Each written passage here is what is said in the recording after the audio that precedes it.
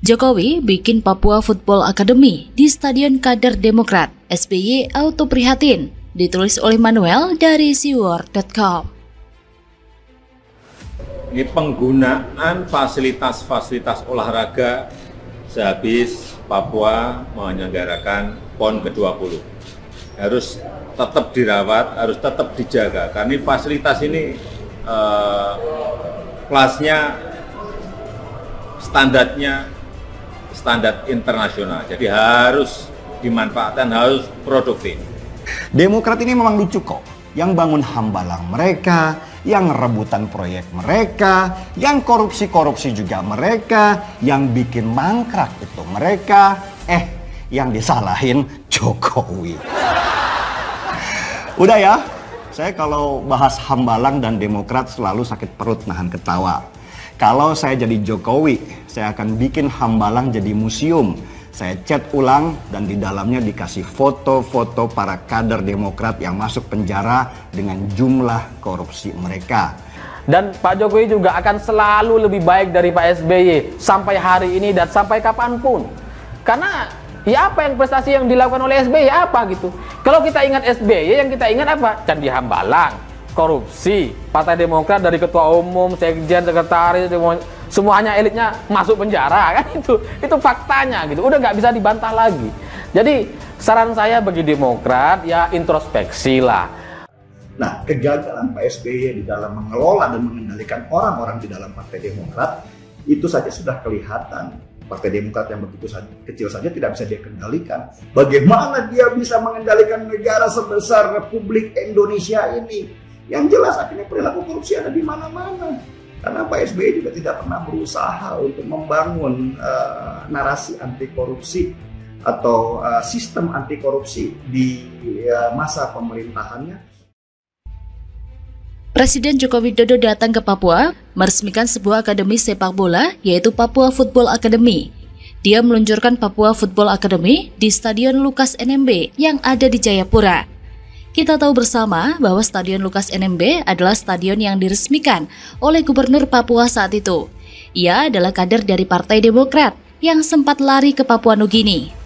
Dalam hal ini, saya harus mengakui bahwa gerakan Presiden Jokowi sangatlah cerdas dalam membangun narasi bahwa ada perbandingan yang cukup cadas dan begitu timpang antara Papua dan Hambalang. Proyek olahraga terbesar yang sempat diwacanakan di era Presiden Susilo Bambang Yudhoyono adalah proyek Hambalang. Di sana akan dibangun wisma atlet dan diharapkan memunculkan banyak sekali atlet-atlet berpotensi. Tapi ternyata yang muncul adalah koruptor-koruptor yang ditangkap. Wisma Hambalang adalah sebuah rekam jejak buruk yang dimunculkan di era presiden yang suka bawa perasaan dan sering prihatin. Presiden Jokowi pun akhirnya mencoba untuk mencuci mukanya pemerintah Presiden Susilo Bambang Yudhoyono yang begitu tercoreng buruk. Orang baik ini meresmikan Papua Football Academy yang akan membentuk kedisiplinan dan karakter yang baik dari anak-anak Papua yang berpotensi menjadi pesepak bola besar di Indonesia. Presiden Joko Widodo sendiri yang membangun itu, dan banyak sekali orang-orang yang bersyukur atas hal ini. Tapi pertanyaan saya, kenapa harus di Stadion Lukas yang merupakan kader Demokrat? Pesan tersembunyi dan terselubung yang diberikan oleh Presiden Joko Widodo adalah mempertontonkan gagalnya Susilo Bambang Yudhoyono dalam membangun Indonesia selama 10 tahun kemarin. Yang dibangun bukan manusianya, tapi yang dibangun adalah kerajaan Cikeas yang pada akhirnya harus tenggelam karena kader-kader Demokrat yang nggak beres dan banyak yang korupsi di eranya. Yang saya ngomong ini fakta loh, bukan asal-asal saja. Pesepak bola di Indonesia masih banyak yang harus digali potensinya. Negara kita adalah negara dengan penduduk terbesar keempat di dunia. Akan tetapi, pelatihan-pelatihannya masih kalah jauh dengan negara-negara Eropa dan Amerika yang penduduknya relatif jauh lebih sedikit dibandingkan Indonesia. Inilah yang menjadi ironi dari negara-negara Asia yang negaranya jarang bisa masuk ke Piala Dunia. Bahkan sepak bola Indonesia dan Korea Selatan pun jauh timpang. Sebenarnya nggak banyak orang-orang yang sadar bahwa negara Indonesia itu sebenarnya bisa berpotensi menguasai dunia. Saya penasaran dengan presiden sebelum-sebelumnya yang seolah-olah tutup mata dan tutup telinga soal olahraga. Presiden Joko Widodo memiliki sensitivitas yang sangat amat tinggi. di dalam menentukan lokasi dan tempat mencetak atlet-atlet berkelas dunia di Indonesia. Di alam Papua yang indah dengan udara yang bersih, membuat penggalian potensi akan menjadi semakin luar biasa. Kemegahan stadion di Jayapura pun jauh lebih bagus daripada stadion yang dibangun oleh Gubernur Dungu Rasis yang gak sebentar lagi dibuang oleh rakyat Jakarta, yaitu Anies Baswedan yang merupakan kader Demokrat juga dulunya. Desain besar olahraga nasional seharusnya bisa dilakukan sebaik-baiknya oleh para pemerintah daerah. Saya berharap bukan hanya latihan fisik yang dibangun di Jayapura Football Club, melainkan juga pelatihan mental yang gak sembarangan mengatasi orang sampai ada yang gugur. Terima kasih Pak Jokowi, semoga panjang umur dan sehat selalu, supaya bisa mempermalukan Susilo Bambang Yudhoyono, bikin SBY malu dan mempermalukan orang ini dan partai-partainya sangatlah mudah. Datangi saja ke tempat mangkraknya dan foto-foto di sana seperti yang dilakukan Presiden Joko Widodo. Langsung auto nangis dan bikin album baru mungkin. Bagaimana menurut Anda? Gak usah dijegal pun Anies akan terjungkal sendiri, ditulis oleh A.R. Mariadi dari siwar.com. Sekjen PDIP, Hasto Kristianto menuturkan, Megawati tidak akan menggoyahkan koalisi partai politik yang saat ini sudah terbentuk. Mengingat PDIP juga memiliki tiket untuk mengusung sendiri calon presiden kelak. Ketika Ibu Megawati nanti mengumumkan, yang terjadi bukan menggoyahkan, tapi menyatukan. Menyatukan itu kepentingan bangsa dan negara. Sehingga bandul politik itu akan bergeser menuju konsolidasi partai-partai politik. Itu yang diharapkan. Ujar Hasto saat ditemui di kawasan Gelora Bung Karno pada hari Minggu 21 Agustus 2022. Artinya, koalisi yang sudah terbentuk silakan berjalan saja. Tapi kini, bagaimana dengan koalisi yang belum juga terbentuk? Seperti calon koalisi Gondang Dia yang dimotori Partai Nasdem beranggotakan PKS dan Demokrat, ini yang menarik dan dikotak-katik. Pengamat profesional dan amatiran bisa membuat puluhan skenario apa yang bakal dijalankan PDIP. Kaitannya dengan koalisi yang belum tahu, bahkan mungkin tidak akan terbentuk itu. Bila PDIP berjoget di sini, bisakah dituding menggoyahkan? Ya enggak lah, barang saja belum ada. Apa yang akan digoyang dan digoyahkan? Emangnya rumput yang akan digoyang-goyang? Orang yang paham permainan cantik, Ketum Megawati di panggung belakang, jagat perpolitikan, pasti akan ada yang berkeringat dingin. Khususnya Anies Baswedan, kalangan yang paham politik akan menarik mundur peristiwa 8 tahun yang lalu.